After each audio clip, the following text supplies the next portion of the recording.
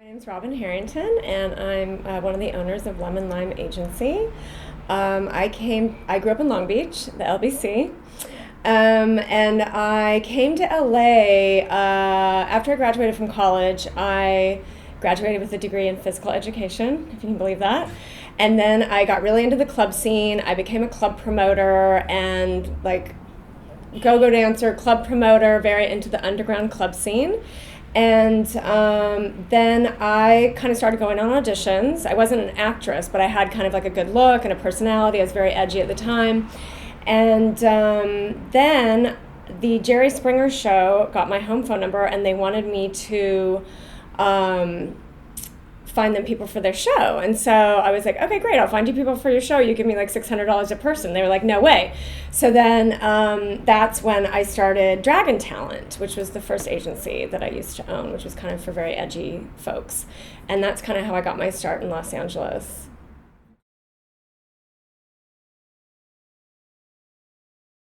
Lemon Lime is talent with a twist, so we kind of embrace people that are a little bit quirky, a little bit different, not your typical beauty, people with a little bit more character. An Agent with a Chirp is kind of my brand as far as helping actors, and it's kind of, I like to empower actors through positivity and accountability. And the Agent with a Chirp came about because on Twitter there was a guy named Actor with a Chip. And his whole thing was being very bitter and arguing with the agents and even arguing with actors as well. He was kind of holding everyone accountable to his standards, I guess. And finally I was like, I'm going to call myself Agent with a Chirp. So there. And I changed my name to Agent with a Chirp and started my website and doing the Q&As and all that stuff.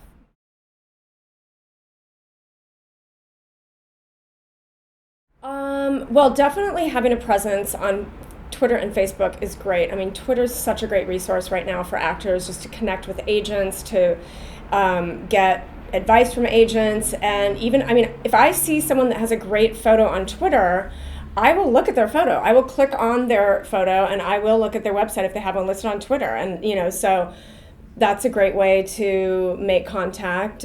Clearly having an awesome photo, your photo is definitely your number one tool for an actor. So it has to be rock solid, it has to pop, it has to really represent you. So those are a couple things.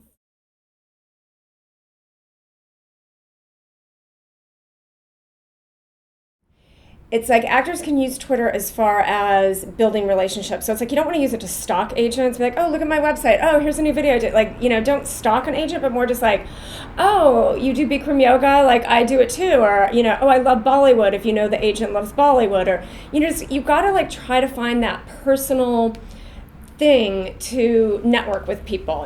Just networking on the level of oh, I'm an actor, I just moved here, I do improv. Everyone does that. That's what all actors do. You need to take it to a more personal level. You need to find out what they're interested in and try to connect in a sincere way on that level. That also needs to be sincere.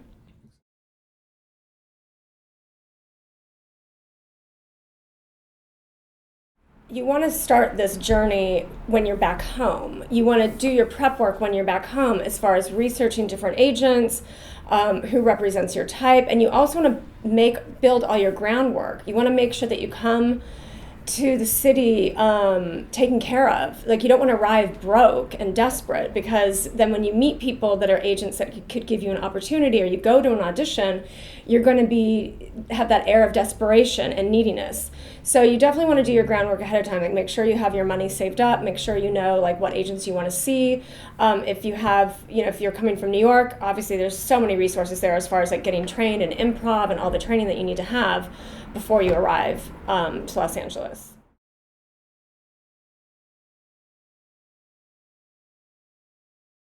I think you need to approach it from a different perspective.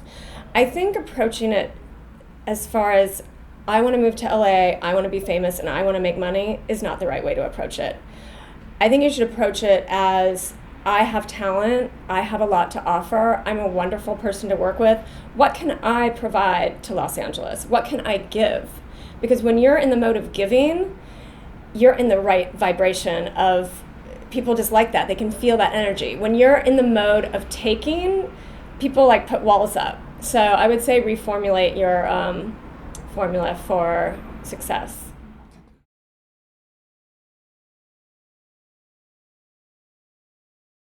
I am very driven.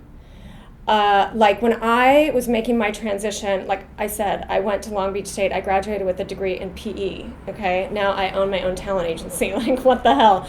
But I always knew that I wanted to do something like this, and I think I just kept pursuing my passions. Like I was very into the club scene at that time, and that obviously is one of the reasons I'm sitting here today, is because of the creativity of the club scene, becoming a club promoter, the people that I knew where to get talent for different jobs. So I think it's like if you stay in your joy and pursue your joy, but not just like, oh, la la la, like, oh, I'm just having fun and what's going to come to me. No, you have to back it up with action. But pursuing your joy with a business-oriented side, with the action-oriented side, and like getting things done, not just partying all night. So I think it's like I knew what I wanted, I did what I liked, and I backed it up with action.